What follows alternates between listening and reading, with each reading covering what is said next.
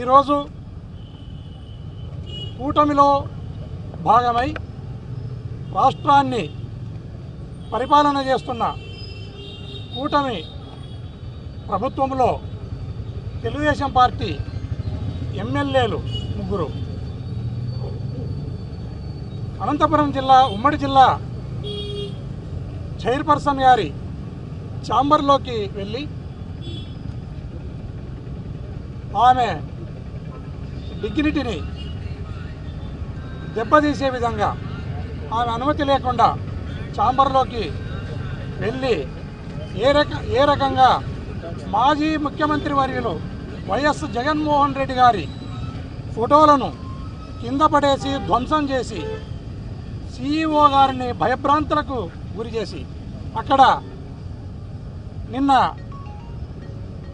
ఒక సర్వసభ్య సమావేశం జరుగుతుండగా దానిని కూడా ఆటంకపరుస్తూ గందరగోళమైన స్థితిలో ఆ ముగ్గురు ఎమ్మెల్యేలు ప్రవర్తించడం అనేది యావత్ ప్రజాస్వామ్య వాదులంతా తలదించుకునే విధంగా వారి ప్రవర్తన నిన్న ఉండింది అనటంలో ఎలాంటి సందేహం లేదు. వారిపైన తక్షణమే చర్యలు తీసుకోవాలని ఈరోజు అనంతపురం 2 టౌన్ పోలీస్ స్టేషన్లో కంప్లైంట్ ఇవ్వటం జరిగింది. ఇలాంటి ఘటనలు పునరావృతం కాకుండా తగిన చర్యలు తీసుకోవాలని పోలీస్ ఆఫీసర్లకు అందరికి కూడా మేము మనవి చేస్తున్నాం. వైఎస్ జగన్మోహన్ రెడ్డి గారు మాజీ ముఖ్యమంత్రి వర్యులు ఆయన ఫోటోను ఆయన పార్టీ జడ్పీ చైర్పర్సన్గా ఉన్న బోయ గిరిజమ్మ ఆయన ఫోటోను మాజీ ముఖ్యమంత్రి గారి ఫోటోను ఆమె ఛాంబర్లో పెట్టుకోవటం అనేది ఆ ఛాంబర్ను ఆ ఆఫీసుకు హెడ్ ఆఫ్ ది ఇన్స్టిట్యూషన్ వచ్చేసి బోయ గిరిజమ్మ గారు ఆమె వైఎస్ జగన్మోహన్ రెడ్డి గారి ఫోటోను పెట్టుకోవటం అనేది ఆమెకున్న హక్కు. ఆమె హక్కును కాలరాస్తూ ఆమె అనుమతి లేకుండా ఆమె డిగ్నిటీని దెబ్బతీసే విధంగా ఛాంబర్లోకి వెళ్ళి ఈ ముగ్గురు ఎమ్మెల్యేలు కూడా ప్రవర్తించడం అనేది చాలా బాధాకరం.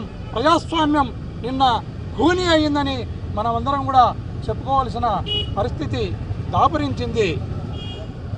ఈ విధమైన ఘటనలు పునరావృతం కారాదు. ఎందుకంటే ఒక బీసీ మహిళ ఒక బోయ గిరిజమ్మ ఈరోజు జడ్పీ చైర్పర్సన్గా ఉంటే ఈ తెలుగుదేశం పార్టీకి కానీ కూటమి ప్రభుత్వానికి కానీ వారికి కంటగింపుగా మారినట్లు మనమంతా కూడా భావించాలి. ఇలాంటి ఘటనలు పునరావృతం కాకుండా చర్యలు తీసుకోవాలని మేము కోరుకుంటూ ఈరోజు పోలీస్ స్టేషన్లో కంప్లైంట్ ఇవ్వడం జరిగింది. ప్రభుత్వ కార్యాలయమే కాదనను. ప్రభుత్వ కార్యాలయాన్ని ఎవరు హోల్డ్ చేస్తున్నారు? జడ్పీ చైర్పర్సన్గా ఎవరున్నారు? బోయ గిరిజమ్మ ఉన్నారు. ముఖ్యమంత్రి గారి ఫోటోతో పాటు మాజీ ముఖ్యమంత్రి ఫోటోను పెట్టుకునే హక్కు కానీ ఆమె అభిష్టాన్ని కానీ మనం ఎవరం కూడా కాలరాయడానికి వీలు లేదనేది నేను తెలియజేస్తున్నాను.